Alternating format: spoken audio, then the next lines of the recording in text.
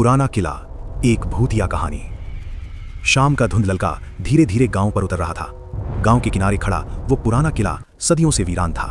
लोग कहते थे कि वहां रात होते ही अजीब आवाजें आती हैं, जैसे कोई रो रहा हो, कोई दरवाजा खटखटा रहा हो।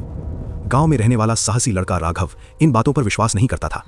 एक दिन उसने अपने दोस्तों से कहा, आज रात मैं उस किले में जाऊंगा और सच पता करके आऊंगा। दोस्तों ने उसे रोका, पर राघव नहीं माना। रात होते ही वो टॉर्च लेकर किले की ओर चल पड़ा। जैसे ही उसने भारी लोहे का दरवाजा धक्का दिया, वो चरमराता हुआ खुल गया। अंदर घना अंधेरा था और दीवारों पर मकड़ियों के जाले लटके थे। राघव धीरे धीरे अंदर बढ़ा।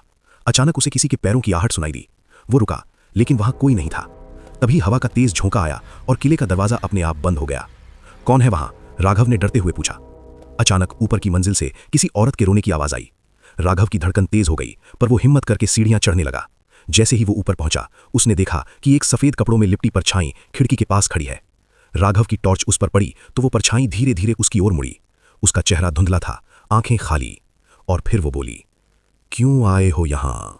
राघव के पैर कांपने लगे। वो पीछे हटने लगा, लेकिन अचानक वो परछाई उसके सामने आ गई। तभी किले की दीवारों से गूंजती आवाज आई, ये किला छोड़कर कोई नहीं जाता। डर के मारे राघव की टॉर्च हाथ से गिर गई और सब कुछ अंधेरे में डूब गया। अगली सुबह गांव वालों ने किले के बाहर राघव की टॉर्च पड़ी देखी, पर राघव कभी वापस नहीं मिला। आज भी लोग कहते हैं कि रात होते ही उस किले की खिड़की में एक नई परछाई दिखाई देती है, जो मदद के लिए पुकारती है।